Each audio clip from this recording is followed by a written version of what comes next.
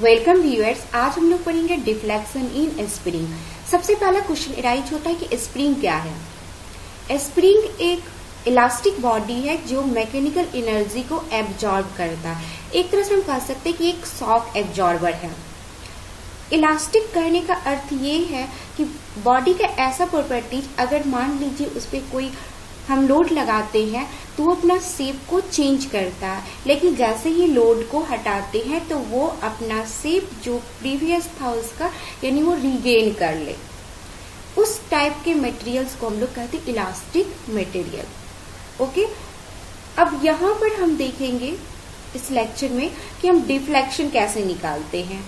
आप देख रहे ये फिगर है, ये फिगर हेलिकल स्प्रिंग है और हेलिकल स्प्रिंग में भी कौन सा क्लोज हेलिकल स्प्रिंग है।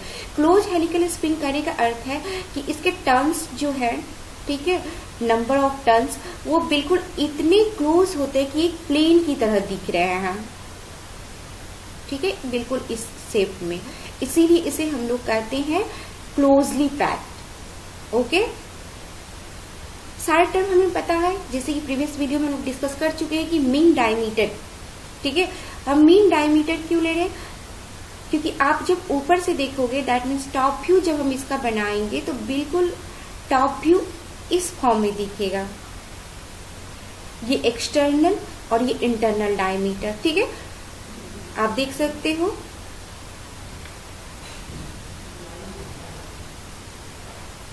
ये एक्सटर्नल डायमीटर हो गया और ये जो है ये इंटरनल डायमीटर हो गया। D I D O mean diameter है कि दोनों के बीच का डाया लेते हैं, ठीक है, एवरेज करेंगे इसको। हम लेते हैं ये डाया, इसीलिए इसे डी से रिप्रेजेंट करते हैं। ओके, लेंथ, फ्री लेंथ, अगर सपोज दैट फ्री लेंथ तो ये है, लेकिन अगर टर्न्स को हम जो है इसको कट करें एक टर्न्स को, तो इसका शेप कैसा आएगा? ये स्पाइरल शेप में आएगा, सर्कुलर टाइप का। सॉरी, स्पाइरल, ये सर्कुलर होगा एक टर्न। तो दैट मीन्स इसमें वायर का लेंथ कितना होगा? एल। यदि हम यहां से कट करें और कट करके इसी स्ट्रेच इस फॉर्म में लाएंगे, ठीक है, तो ये एल का वैल्यू कितना होगा? 2 पाई आर। इसके सरकमफेरेंस के इक्वल, सर्कल के सरकमफेरेंस के इक्वल होगा। इसीलिए एक टर्न का लेंथ 2 पाई आर है, तो टोटल इसमें कितना होगा? एन टर्न, कितना भी ये लंबा हो सकता है, तो एन कितना, यानी कि 2, 3, 4, 5, 6 जो भी हो, ठीक है, तो हम इसे कहते हैं एन लिए। एन माने नंबर ऑफ टर्न्स। तो टोटल टर्न्स यानी कि एन टर्न्स पे टोटल लेंथ कितना हो जाएगा, इसको एन से मल्टीप्लाई करेंगे तो हम कहेंगे ये जो फ्री लेंथ है एल ओ इक्वल टू कितना हो जाएगा? 2 पाई आर एन, ठीक है। ये जो आर देख रहे हो ये इसके लिए यूज हुआ था, ठीक है। तो यहाँ पर हम कैपिटल डी ले रहे हैं, मीन डायमीटर। तो एवरेज अगर करते हैं मीन रेडियस, तो इसके लिए हमको कैपिटल आर यूज करना होगा, ठीक है। अगर इतना डिस्टेंस यूज करेंगे हम तो कितना हो गया? आर हो गया। अगर बात करें तो ये आर डिस्टेंस है। अब एक चीज और भी ध्यान देने की है,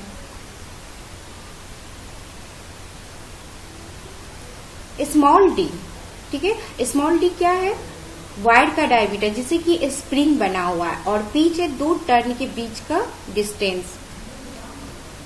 अब सपोज दैट हमें डिफ्लेक्शन निकालना है, ठीक है। सपोज क्या किए कि एक एक्सियल लोड P जो है वो फ्री एंड पर स्प्रिंग का एक्ट करवाए, ये एक्सियल है। तो जैसे ही एक्सियल लोड लगेगा, ठीक है, इसके एंड पे, तो स्प्रिंग डिफ्लेक्ट होगी। इसका लेंथ क्या होगा? इंक्रीज होगा, ठीक है। ये लेंथ सपोज दैट यहां तक इसका था, अब ये इंक्रीज होकर के इस पोजीशन पे भी आ सकता है। इस तरह से हम यहाँ पे दिखा सकते हैं कि ये सपोज दैट ये प्राइमरी स्टेज था, इस पर अब क्या किए, ये रहा, यहां तक है फर्स्ट स्टेज में। अब इस पे हम लोड एक्ट किए, तो लोड एक्ट करेंगे तो ये डिफ्लेक्ट होगा, और डिफ्लेक्ट होकर के इसका स्टेज कहां पहुंच गया, सपोज दैट यहां पहुंचा।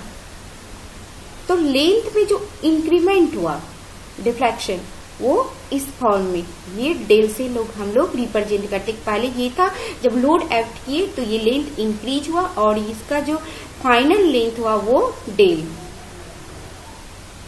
तो हमें निकालना है डिफ्लेक्शन डेल। तो जैसे ही स्प्रिंग में हम लोग एक्सियल लोड जो ये लगाए हुए, तो क्या होगा, ये लेंथ इंक्रीज किया तो एंटायर स्प्रिंग कॉइल, यानी कि ये जो स्प्रिंग का जो कॉइल है उसमें क्या होगा, ट्विस्टिंग होगी, और ट्विस्टिंग होने के कारण ये टॉर्क प्रोड्यूस करेगा। तो टॉर्क इक्वल टू क्या हो जाएगा, P इंटू आर। अब क्या कीजिए, एक टर्न को यहाँ पे हम कट करते, ठीक है, समझने के लिए इजीली कैसे डिफ्लेक्शन निकालना है। इस फॉर्म में एक टर्न को कट करेंगे तो ये बिल्कुल इस तरह से दिखेगा। रेडियस इसका है r, ठीक है, ये हम लोग यहाँ पर शो कर रहे हैं। और इसे अगर हम यहाँ से कट करते हैं, ठीक है, कट करेंगे तो ये पोर्शन लेते हैं स्प्रिंग का, तो बिल्कुल इस फॉर्म में दिखेगा।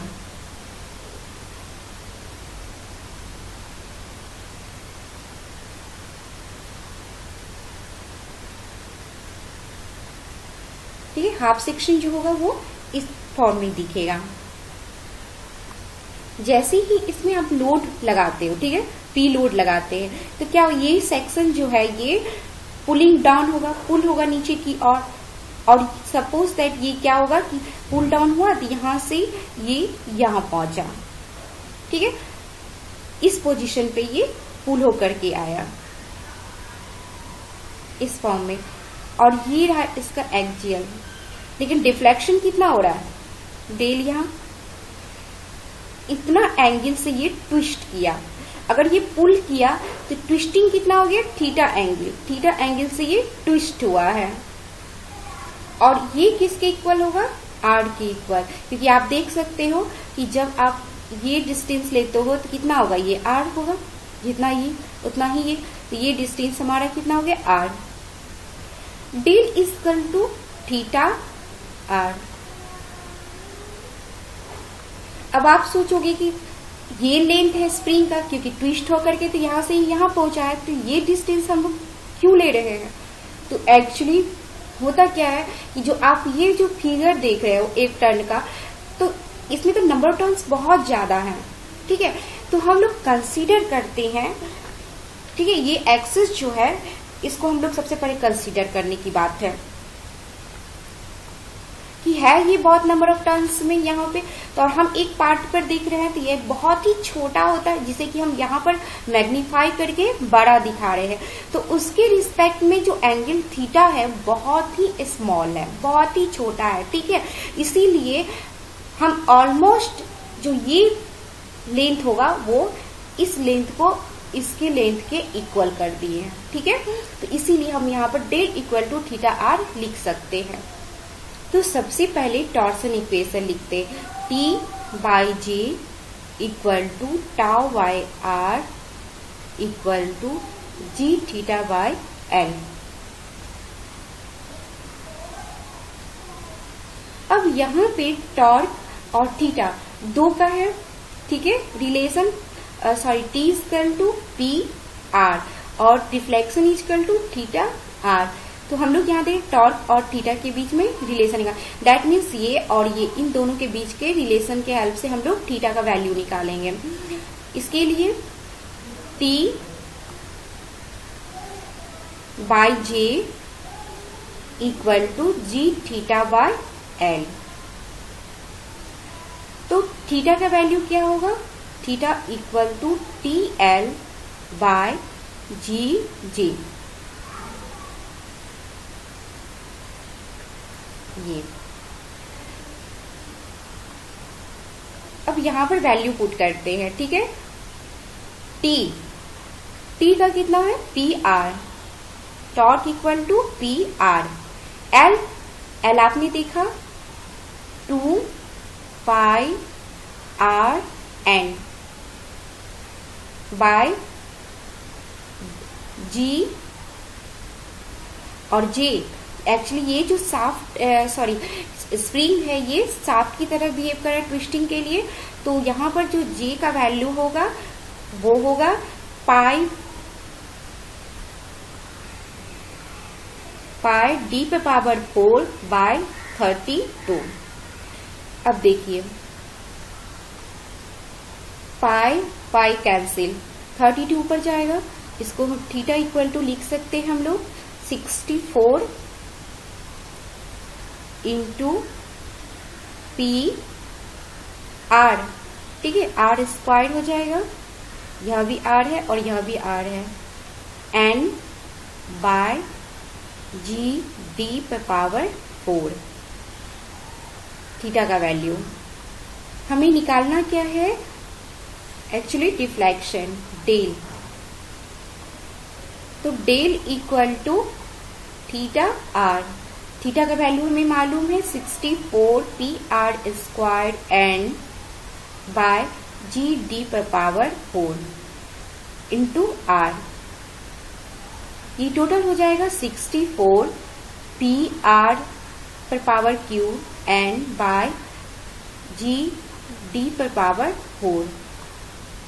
तो इस तरह से डिफ्लेक्शन का लास्ट फॉर्मूला हम निकाल चुके, 64 P R cube by N by G D पर पावर 4 डिफ्लेक्शन और इन स्प्रिंग। अगर इसे हम आर की जगह डी यानी मीन डायमीटर यूज करेंगे, ठीक है, तो यहां पर हम लोग लिख सकते हैं डायमीटर डी इक्वल टू क्या होता है 2r।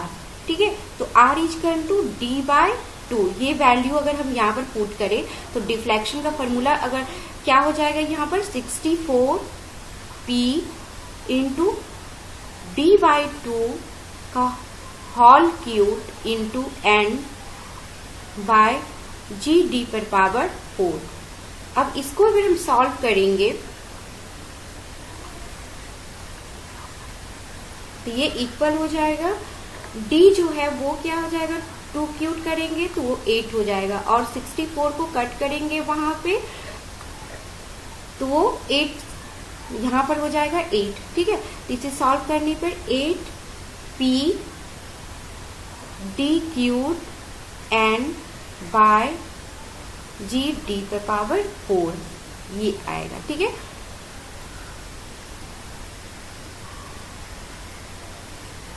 ये डायमीटर के टर्म में और ये रेडियस के टर्म में। स्टिफनेस से हम निकालते हैं। ठीक है,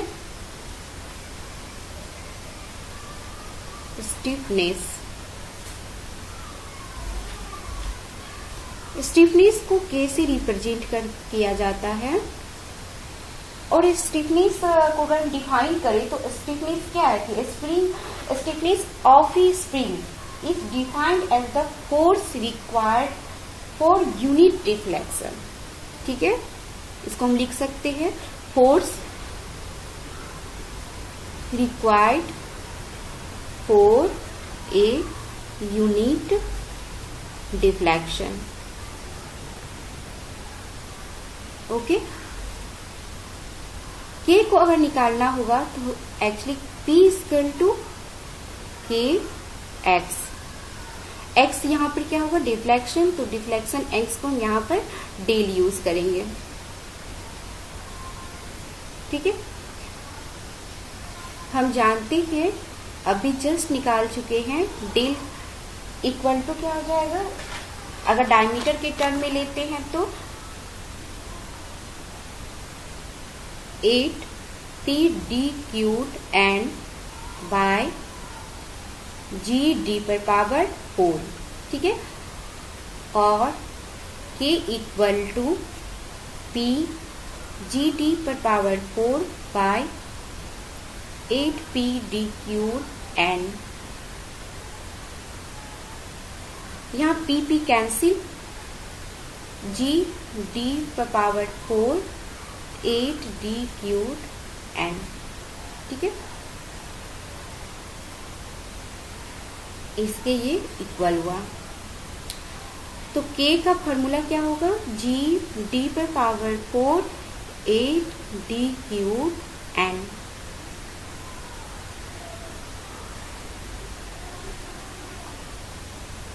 तो इस वीडियो लेक्चर में हम लोगों ने देखा कि स्प्रिंग में डिफ्लेक्शन कैसे निकालेंगे और स्टिफनेस का फॉर्मूला क्या होगा। Okay, thank you.